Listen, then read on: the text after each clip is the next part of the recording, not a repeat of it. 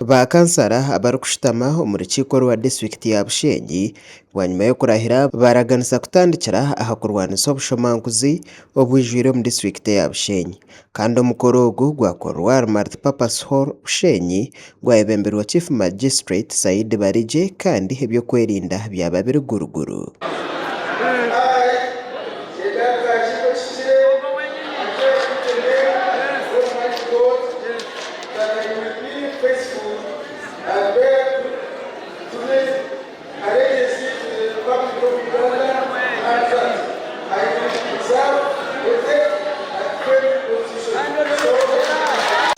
Twenda kugirwanikiza kimwe kureba mu district yitu nangwa nihanga ryona urubuyanguzi bwabasa kurugamo.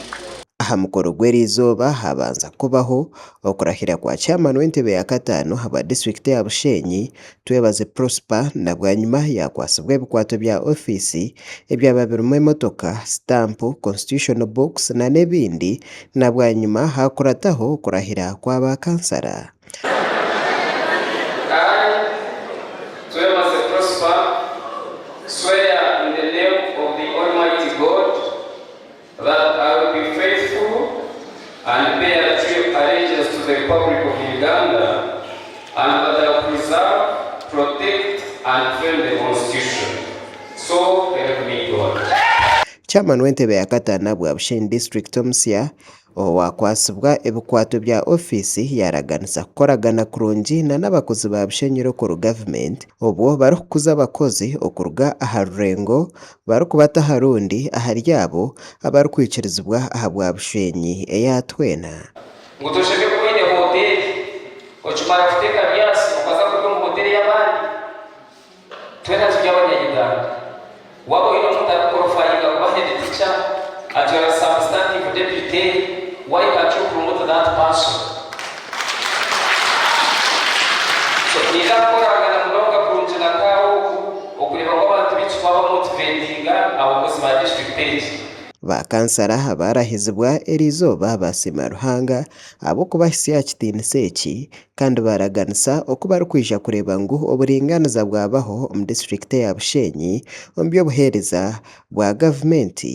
Erizoba tatandika tamu yitu ensya yo kwebembera abantu kandi tekateka ngo mukisanje eki tuza kwebembera tuzakora tatujye mu karuhuko bwa speaker yarabaho nuwogwe kandi tuza kumusapotinga mbanza kusima ruhanga waturabizo mu karuru kandi akatoreta katuserizo bitwarahira banka bebembeze ba Bushenyi ito turukoronda karuru tukatwinumura mu gwitu uguru kugira ngo twenda Bushenyi eyatwebesha. Erizoba district ya Bushenyi yatunga speaker Omusya obarkweta banyanga sludge fish kandi oguyasima bona abamutamo bwesije.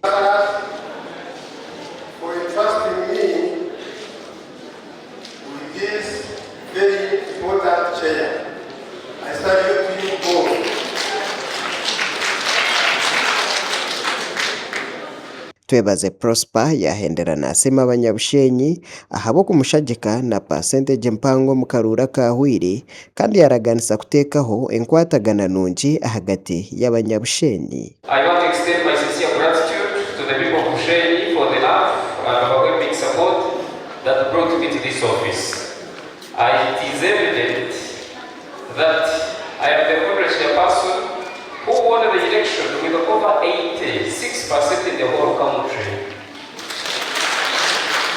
I really do not take this support for granted, and it reflects the power and the will in you to make the right choices. Matenarinitwe nuwe yatwara obwa deputy speaker kandi Edward Mpabwa nuwe yakwasibwa obwa vice chairman ahabwentebe ya katano mu district ya Bushenyi. Makuraga gashakwa Olivia Nasasira muri Bushenyi.